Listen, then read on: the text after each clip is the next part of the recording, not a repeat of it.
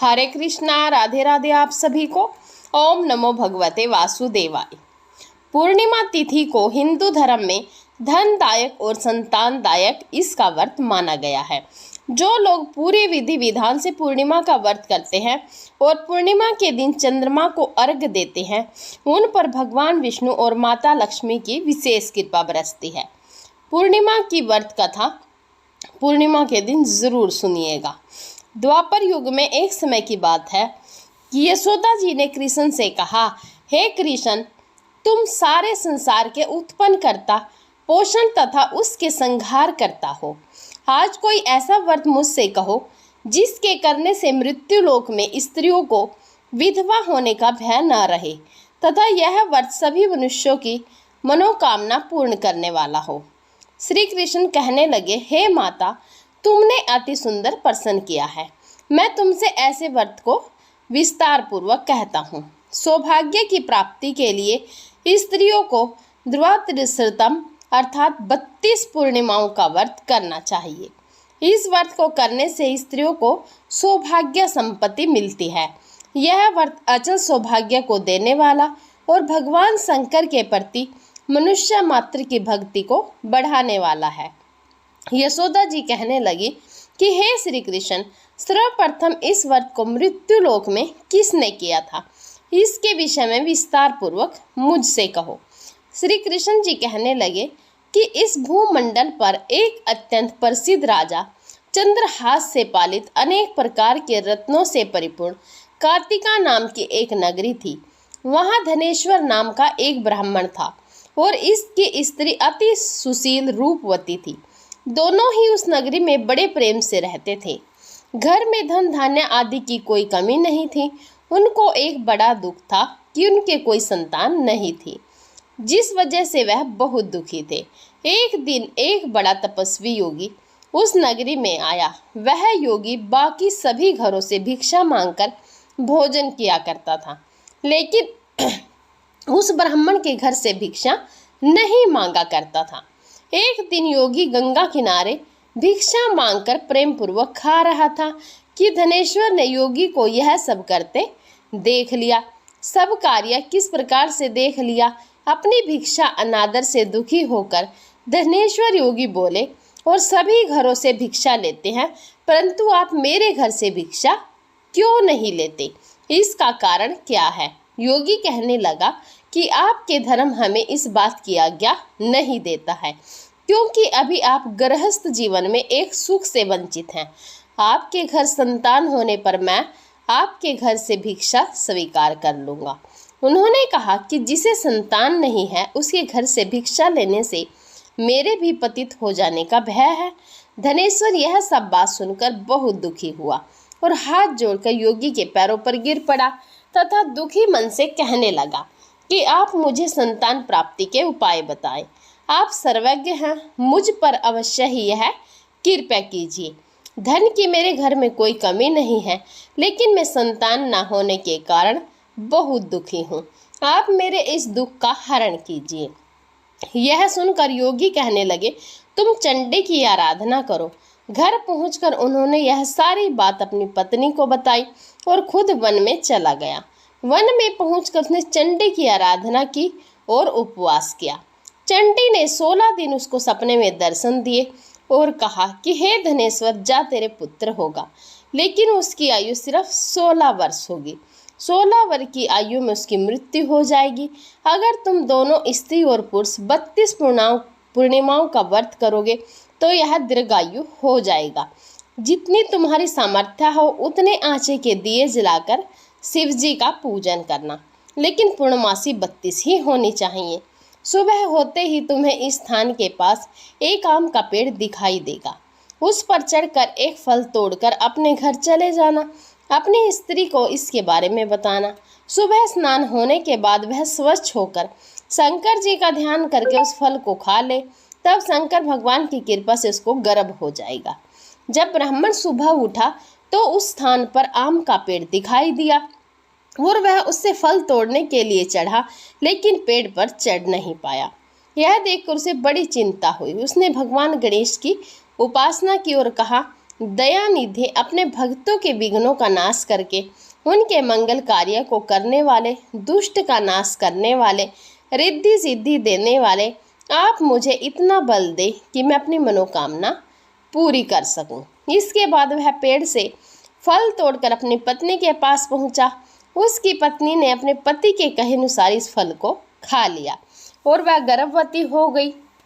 देवी की कृपा से उसे बहुत सुंदर पुत्र पैदा हुआ।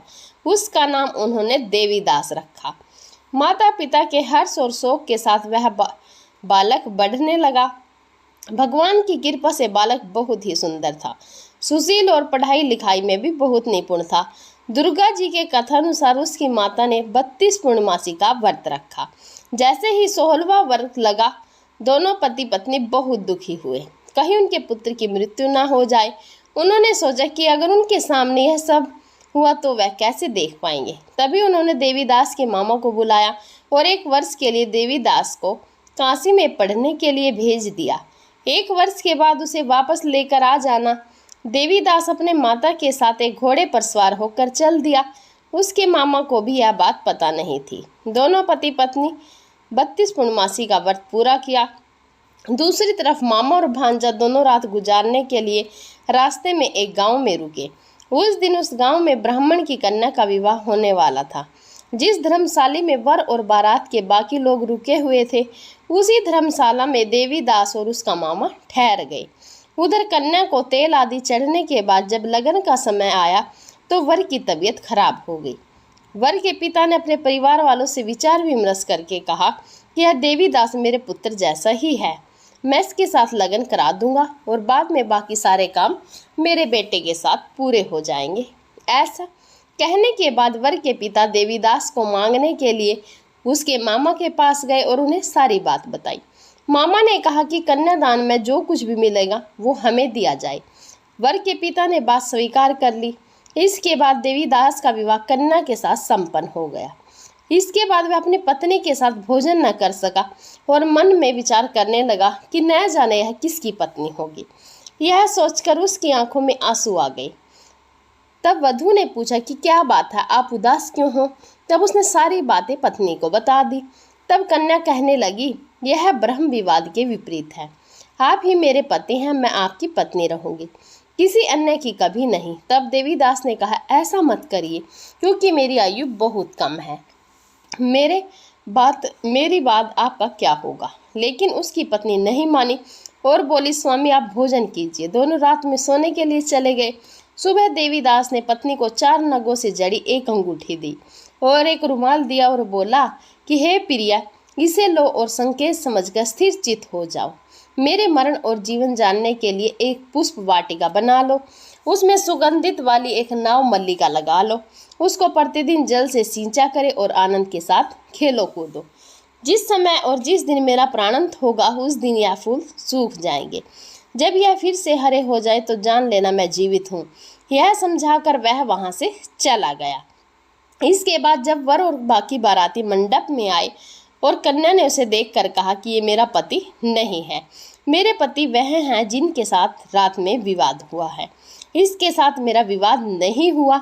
अगर यह वही है तो यह बताए कि मैंने इसके क्या दिया। साथ ही कन्यादान के समय को आभूषण मिले उन्हें दिखाए। कन्या की सारी बातें सुनकर वह कहने लगे कि मैं यह सब नहीं जानता। इसके बाद सारी बारात भी अपमानित होकर लौट गई। भगवान कृष्ण बोले, हे माता, इस प्रकार देवीदास काशी चला गया। कुछ समय जब बीत गया तो एक सर्प उसको डसने के लिए वहां आया, लेकिन वह उसको काट नहीं पाया क्योंकि उसकी माता ने पहले ही 32 पूर्णिमा का व्रत कर रखा था। इसके बाद आ गए। देवीदास को मूर्छित दशा में देखकर माता पार्वती ने भगवान शिव से प्रार्थना की, महाराज, इस बालक की माता ने पहले ही 32 पूर्णिमा के व्रत किए हुए हैं, आप इसको प्राण दे। भगवान शिव ने माता पार्वती के कहने पर उसे प्राण दे दिया। उधर उसकी पत्नी उसके काल की प्रतीक्षा कर रही थी। उसकी पत्नी ने जाकर देखा कि पुष्प और पत्र दोनों ही नहीं हैं, तो उसको बहुत आश्चर्य हुआ। और जब उसने देखा कि पुष्प वाटिका फिर से हरी हो गई तो वह समझ गई कि उसका पति जिंदा हो गया। इसके बाद वह बहुत ही प्रसन्न होकर अपने पिता से कहने लगी कि मेरे पति जीवित हैं, उनको ढूंढिए। जब 16 वर्ष व्यतीत हो गए तो देवीदास भी अपने मामा के साथ काशी चल दिया। इधर उसकी पत्नी के परिवार वाले उन्हें ढूंढने के लिए जा ही रहे थे कि उन्होंने देखा कि देवीदास और उसका मामा उधर ही आ रहे थे। उसको देखकर उनके ससुर बहुत प्रसन्न हुए और उसे अपने घर ले आए। वहाँ सारा वगड़ इकट्ठा हो गया और कन्या भी ने भी उसे पहचान लिया। देवीदास ने इसके बाद अपनी पत्नी और मामा को लेकर वहाँ से चल दिया। उसके बाद ससुर ने भी उसे बहुत दहेज दिया। जब वह अपने घर की तरफ चल रहा था तो उसके माता पिता को लोगों ने खबर कर दी, तुम्हारा पुत्र देवीदास अपनी पत्नी और मामा के साथ आ रहा है। ऐसा समाचार सुनकर पहले तो उन्हें विश्वास नहीं हुआ, लेकिन जब देवीदास आया और उसने अपने माता पिता के पैर छुए तो देवीदास के माता पिता ने उनका माथा चूमा और दोनों को अपने सीने से लगा लिया। दोनों के आने की खुशी में धनेश्वर ने बहुत दान दक्षिणा ब्राह्मणों को दी। श्री कृष्ण जी कहने लगे कि इस तरह धनेश्वर को 32 पूर्णिमा को व्रत के प्रभाव से संतान प्राप्ति हुई। जो स्त्रियां इस व्रत को करती हैं वह जन्म जन्मांतर तक वैधव्य का दुख नहीं भोगती हैं और सदैव सौभाग्यशाली रहती हैं। यह मेरा वचन है। यह व्रत संतान देने वाला और सभी मनोकामनाओं को पूर्ण करने वाला है। हरे कृष्णा, राधे राधे। आप सभी को भी वीडियो अच्छी लगी हो तो प्लीज़ एक लाइक ज़रूर कर दीजिएगा।